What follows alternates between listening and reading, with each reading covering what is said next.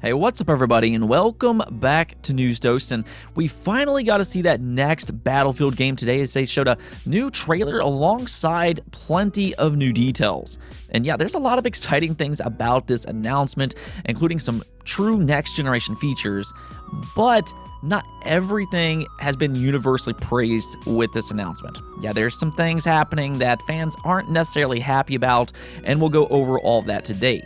Now, also, could a big PlayStation 5 remaster be announced over at the Summer Game Fest tomorrow? Yeah, there has been some speculation that we could possibly see a big PlayStation 5 game make its debut tomorrow at the Summer Game Fest, and yeah, this one I think is pretty exciting, or at least for me. I have been looking forward to this announcement for a little while, and we'll definitely go over that today.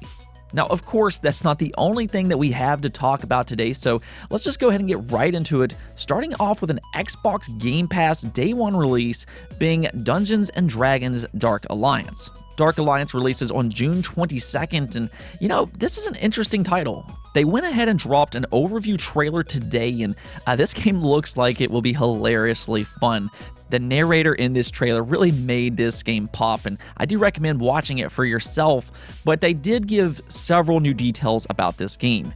In Dark Alliance, you will have a choice of 4 different heroes, each hero having over 50 moves and abilities to unlock, that's actually very impressive. That's definitely more than I was expecting. Now, you'll also be able to do things like dodge, you have parries, you have blocks, and all of this will affect your stamina, which, is very important in a game like this. And, this includes things like powered strikes, and you have critical damage, you have ultimate abilities, and, just from the mechanics alone, this game sounds really interesting, and that is something that I came away from watching this trailer. It looks like it's a lot of fun, but it's also going to be one of those games that could possibly be very addictive, and what I mean by that is that it also is a looter type of game.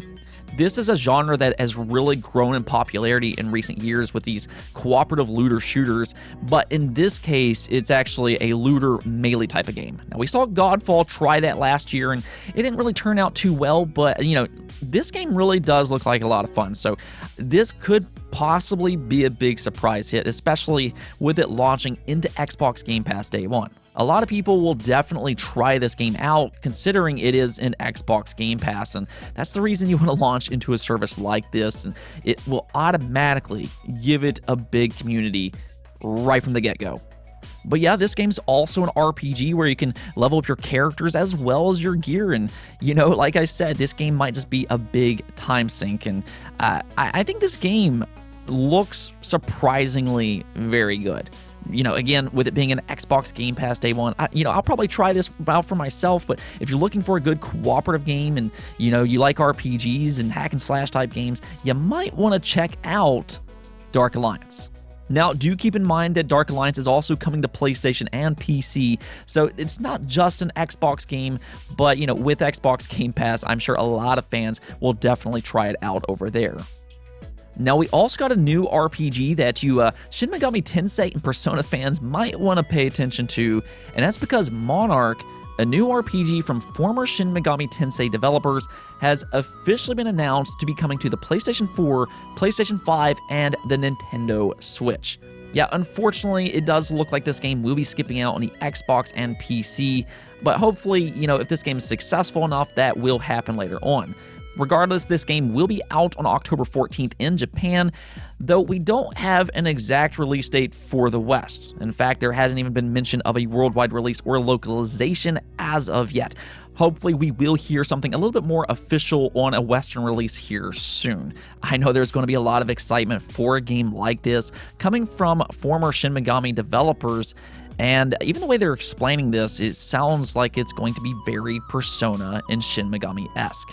They are saying that this is a new school RPG, and even though details about this game are a little sparse as of this moment, reportedly, the game's protagonist is the deputy head of the True Student Council, an organization set up to solve the abnormal situations in the school. Yeah, that sounds very Persona and Shin Megami-esque, so, if you like those games, this might be something worth paying attention to. Again, we still need a lot more details about this game. I want to see gameplay, and I want a Western release, but let me know in the comments below if you're excited for this new game, Monark. Next up, let's talk about the Summer Game Fest. The Summer Game Fest will kick off tomorrow with their big event where they're apparently going to reveal 30+ games. Very interested to see what's all going to be there. I know everybody's all excited about E3, but in many ways, I think Summer Game Fest is kind of kicking off this year with those big events, and I'm definitely excited to see what's there. And interestingly enough, one legendary developer seemingly confirmed that he will make an appearance at this year's Summer Game Fest, and that is Jeff Keighley's good friend, Hideo Kojima. Now, this isn't a major surprise because Hideo Kojima and Jeff Keighley are such good friends, so it's not really a big surprise that he got Hideo Kojima to come over to this event. This is Jeff Keighley's big event, and he's trying to make something of the Summer Game Fest, and having Hideo Kojima's support obviously makes sense. But this has also gotten fans to really speculate on what's about to happen. It's now been 2 years since Death Stranding released, and could he possibly show his next game? In fact, there's been a lot of rumors swirling around Hideo Kojima within the last 6 months. And that's where things get really interesting. There's two things that are happening. You have the Xbox Hideo Kojima rumor. We've all kind of heard about this one already, though I highly doubt that something like that would be announced at the Summer Game Fest. And the reason I say that is, well, there's actually a couple of reasons. One being, why would you announce it at the Summer Game Fest instead of the Xbox Bethesda event? But number two, this is still reportedly very early on. You know, they're still trying to come to an agreement if this even indeed is happening. I mean, nothing's confirmed on that. But yeah, I don't expect an imminent announcement on that game unless maybe at the Xbox E3 they come out and just show a simple logo showing Hideo Kojima with Xbox. I mean, they could do something like that, but I mean, to know what game that is, probably not. As for this other one, though, and I think this one's much more plausible to have an imminent announcement, and that would be Death Stranding for the PS5. A few months ago, an insider by the name of Naftra did say that a PS5 Death Stranding was in development and that this game is going to be announced soon. Now, we haven't heard anything about that since then, but I think this could possibly be the perfect place to announce that game because Jeff Keighley and Hideo Kojima are just such good friends.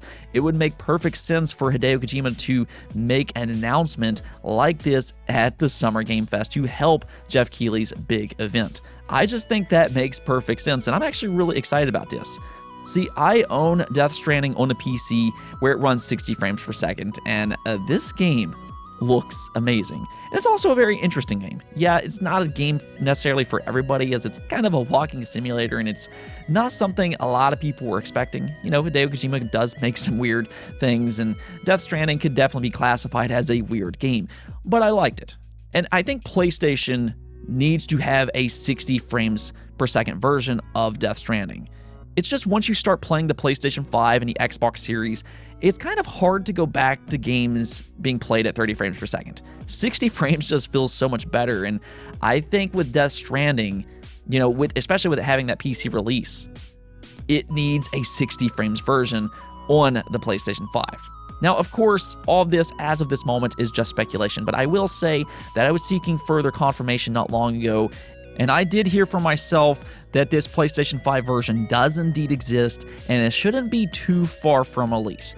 All I can really say, though, is I guess we'll see what happens tomorrow. Maybe it gets announced at the Summer Game Fest, and I know that would make me happy, but I guess we'll just see what happens there. And, you know, I just think this is another good reason to tune in to that Summer Game Fest. Whether Death Stranding is there or not, I'm sure we'll have plenty of neat surprises, and yeah, I'm excited to see what happens here at this event.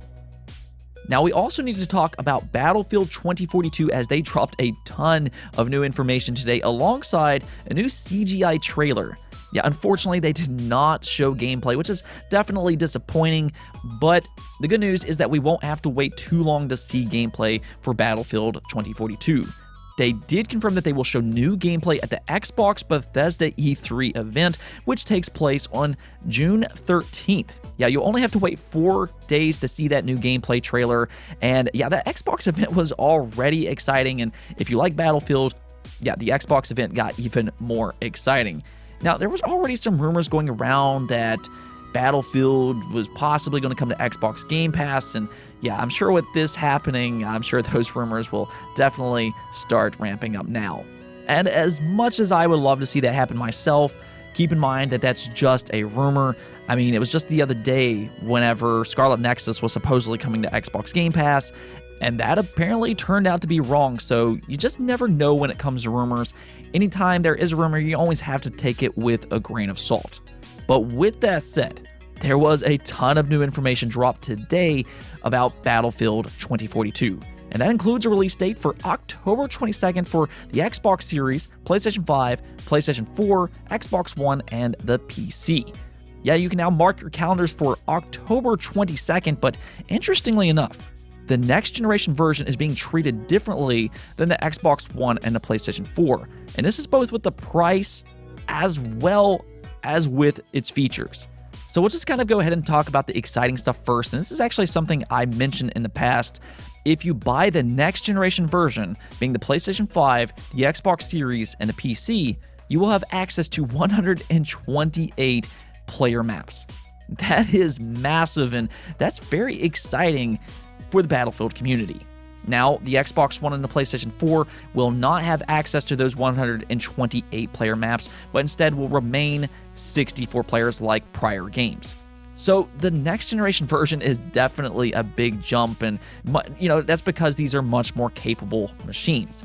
So if you do get the next generation version, you're going to have these massive maps, and you're going to have all these new vehicles and the classic Battlefield experience alongside dynamic weather with destructive tornadoes, and it looks really good. I mean, we haven't seen gameplay yet, but it does look very exciting.